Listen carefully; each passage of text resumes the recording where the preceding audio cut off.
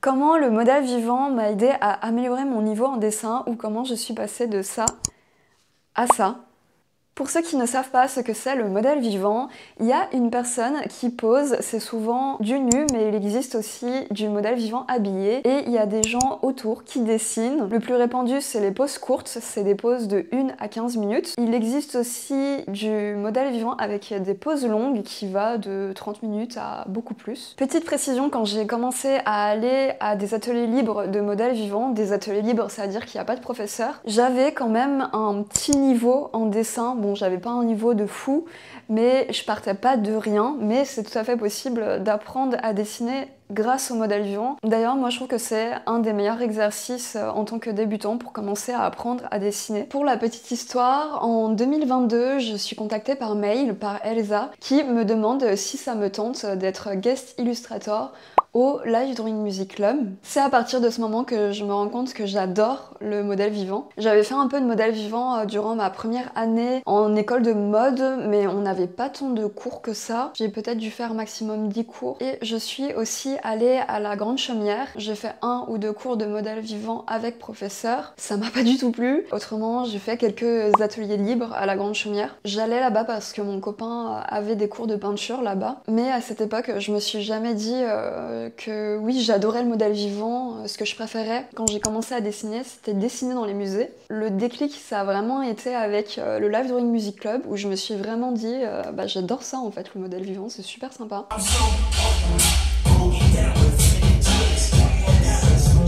J'ai d'abord commencé à m'entraîner à dessiner des silhouettes rapides parce qu'avant je faisais des silhouettes mais qui prenaient un peu plus de temps à faire. En 2023, j'ai commencé à essayer d'utiliser le micron avec de l'aquarelle. C'était vraiment une expérimentation pour moi parce que à la base, ma zone de confort, c'est le crayon de couleur et le crayon de papier, c'est les outils avec lesquels j'ai commencé à apprendre à dessiner. Mais à partir de 2020, j'ai commencé à avoir une tendinite qui venait, qui partait. C'était très relou et du coup ça me faisait mal quand je dessinais. Je pouvais pas dessiner au crayon de papier entièrement parce que ça me faisait trop mal d'appuyer pour avoir un minimum de valeur, de contraste. Un jour, à l'atelier libre de modèles vivants à Lyon, il y a une personne qui m'a montré le fameux Pentel que je connaissais pas du tout et j'avais déjà pensé à dessiner avec un pinceau et avec de l'encre au modèle vivant, mais c'est pas très pratique parce que l'encre s'attache énormément et des fois quand l'atelier est bondé, il n'y a pas trop de place où mettre tous ses pots et tout, donc c'était vraiment pas pratique. Mais le pinceau Pentel, c'était un bon compromis parce que ça fait un effet pinceau avec de l'encre qui est indélébile. C'est très pratique pour le modèle vivant. Il y a juste une cartouche d'encre à recharger comme dans une plume, mais ça a l'effet pinceau contrairement à tout ce qui est feutre type Micron, Staedtler. Bon, cette découverte a été vraiment super pour moi parce que je pouvais dessiner beaucoup sans avoir mal au poignet. À la place d'utiliser la combinaison feutre aquarelle, j'ai ensuite utilisé la combinaison du Pentel avec l'aquarelle. Au début, j'utilisais de l'aquarelle plutôt dans les couleurs terre pour faire les ombres, tout simplement parce que les couleurs, tout ce qui est terre de sienne, terre d'ombre brûlée, c'était des couleurs que j'utilisais pour faire les ombres à la peinture à l'huile, mais c'est pas le plus fun en termes de rendu, surtout si, comme moi, on maîtrise pas l'aquarelle. Ensuite, j'utilise la combinaison du Pentel avec de l'aquarelle colorée, avec des couleurs plus vives, qui sont pas forcément réalistes, comme le rose ou le violet. Et là, je me rends compte que je m'amuse beaucoup plus avec ces couleurs. Fin 2023, début 2024, j'ai été très déçue parce qu'on a fait beaucoup de visites d'appartements, mais qu'on n'a pas trouvé quelque chose qui nous convenait en région parisienne. Alors du coup, je me suis dit, quitte à faire quelque chose et rester à Lyon, je me suis dit, autant aller régulièrement au modèle vivant. Et c'est là que j'ai commencé à y aller presque toutes les semaines. Fin d'année 2024, je commence à utiliser du papier coloré au lieu du papier blanc et j'aime bien, je trouve ça sympa. Je trouve que ça aide à faire ressortir les volumes un peu plus rapidement en utilisant du blanc. Et le fait d'utiliser du papier coloré, ça fait gagner du temps parce que ça fait déjà une valeur médium. En gros, j'utilise l'aquarelle pour les ombres les plus foncées. Il y a la valeur médium qui est déjà le papier papier qui est teinté. Et en troisième, la valeur la plus claire avec la peinture blanche. Et si on a un peu plus de temps et qu'on veut faire des valeurs de transition, on peut le faire un peu plus rapidement. Alors je trouve que l'association du Pentel avec l'aquarelle, ça rend assez difficile de rendre les volumes rapidement. Je trouve que ça aplatit un peu plus que de faire les volumes au crayon. Après c'est surtout parce que c'est des médiums que je maîtrise pas encore totalement. Il y a des personnes qui y arrivent très bien. À voir si un jour j'arrive à maîtriser cette technique ou si j'essaye aussi de retourner à mes premiers amours, on va dire, au crayon de papier, crayon de couleur. Si un jour je suis complètement débarrassée de ma tendinite, finalement ça fait que 3 ans, voire un peu moins, que j'ai commencé le modèle vivant.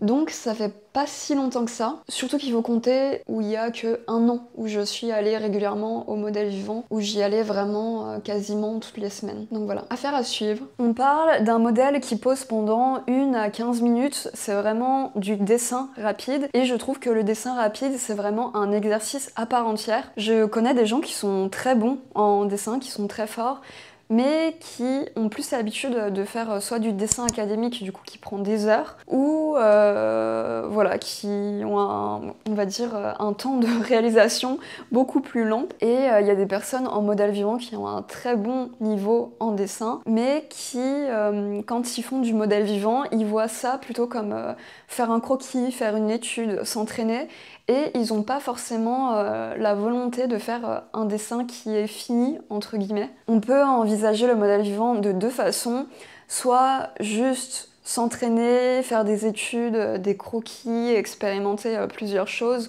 pour ensuite réaliser des peintures ou réaliser des illustrations qui sont plus finies. Et il y a des personnes qui ont la volonté de faire vraiment quelque chose, un dessin, une illustration vraiment finie, qui en jette, qui est tellement belle qu'on pourrait vendre comme ça. Ça dépend de la volonté de chacun. Voilà, c'est pour dire qu'il y a des personnes qui n'ont pas la volonté de faire des beaux dessins en modèle vivant, et c'est ok, ça peut être juste un entraînement. Il faut savoir ce que vous avez envie, aller au modèle vivant pour vous entraîner, essayer de nouvelles choses, ou vraiment essayer d'avoir le plus beau résultat le plus rapidement possible. C'est un exercice qui est difficile et qui prend du temps à maîtriser. Je suis obligée de reparler de mon premier live parce que c'est aussi du modèle vivant. Le modèle vivant, habituellement, c'est plutôt dessiner des silhouettes, souvent du nu pour apprendre l'anatomie, mais là, en l'occurrence, les lives, c'est plutôt dessiner des portraits. Pour ceux qui ne savent pas ce que c'est un live d'illustration, il y a un illustrateur qui dessine soit des silhouettes, soit des portraits, bon c'est le plus souvent des portraits, des clients qui sont présents dans la boutique ou des personnes qui sont présentes à un événement. Ça peut se faire pour des marques, pour des mariages. J'avais fait une courte vidéo sur mon retour d'expérience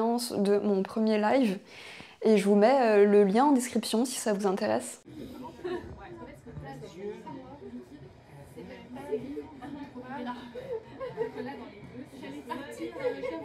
Pour mon premier live, j'ai dessiné des portraits de 10 minutes à peu près. Et c'était vraiment un exercice qui était pas facile pour moi parce que mes portraits, je les dessine le plus souvent d'après photo. Et j'appréhendais beaucoup le fait de dessiner des portraits d'après des gens qui parlent, qui bougent, qui rigolent, qui sont vivants tout simplement. Et finalement, j'ai adoré, j'ai trouvé ça plus facile que ce que j'imaginais. Il y a le contact avec les personnes qu'on n'a pas quand on est seul dans son atelier. Et le fait d'avoir une vraie personne en face de nous qui pose et des gens autour et tout, qui parlent, etc. On est vraiment pris dans le flow. Je trouve que le portrait, c'est plus difficile que les silhouettes. Les silhouettes, on a un peu plus de liberté si on n'est pas totalement exact, mais le plus proche possible dans les proportions, dans les formes, on peut reconnaître la personne. Qu'un portrait, je trouve qu'il y a vraiment une plus haute exigence de ressemblance. On peut pas faire des chefs-d'œuvre en 10 minutes, il y a certainement des personnes qui y arrivent, mais voilà, en 10 minutes, on peut pas du tout avoir le même résultat qu'en 1 heure. Mais c'est un exercice que j'ai adoré faire et ça change vraiment de dessiner des silhouettes. Et je vous conseille aussi, si vous allez en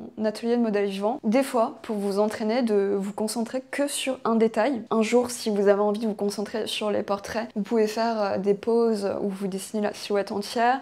Et des fois, si là vous êtes vraiment en train de travailler sur les portraits, de vraiment vous concentrer sur le portrait. Ou si un jour vous avez décidé de vouloir vous entraîner à dessiner des mains, vous pouvez très bien aller au modèle vivant et faire des focus sur les mains. Alors concrètement, pourquoi le modèle vivant m'a aidé à améliorer mon niveau en dessin? Premièrement, c'est parce que c'est des poses rapides. Alors il existe aussi des ateliers avec des poses longues, mais moi les ateliers où j'allais c'était des poses rapides, ça allait de 1 minute à 15 minutes maximum. Le fait que ce soit des poses rapides, ça aide à comprendre, observer le plus rapidement possible une pose et les proportions du modèle. En deux, je trouve que ça améliore la qualité de la ligne parce qu'on n'a pas beaucoup de temps, c'est des poses rapides, alors du coup on a moins le temps d'hésiter, on a une ligne plus claire. Troisièmement, je trouve que ça motive à pratiquer régulièrement. C'est un peu plus difficile quand on est seul de se motiver parfois. Et il n'y a pas de secret, la pratique régulière, ça aide à progresser. Même si seul, ça suffit pas, bien sûr, il faut en plus de ne pas pratiquer régulièrement bêtement, il faut se remettre en question, apprendre des nouvelles techniques.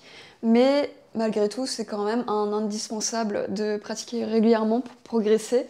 On peut pas devenir Mozart si on touche pas un instrument de musique, vous voyez ce que je veux dire. Quatrième point, je trouve que ça aide à se concentrer. Quand on est chez nous, c'est parfois difficile de se concentrer, surtout que on est facilement distrait avec le téléphone ou l'ordinateur. Dans un atelier de modèle vivant, il y a un peu un effet de groupe, tout le monde est concentré sur la même chose, alors du coup ça aide aussi à se concentrer, de voir tout le monde autour qui est concentré, et ça nous met un peu dans le bain et ça nous force à être focus sur ce qu'on dessine et à ne pas être distrait. Et dernier point, ça entraîne à traduire la 3 dimensions en 2 dimensions, contrairement à quand on prend une référence photo qui est déjà en 2D, et ben on a juste à traduire quelque chose en 2D sur notre feuille, en 2D aussi. On va dire qu'il y a un peu une partie du travail qui a été pré-mâché. Et voilà, c'est pas facile de traduire ce qu'on voit qui est en 3 dimensions en 2 dimensions parce que ce qu'on voit c'est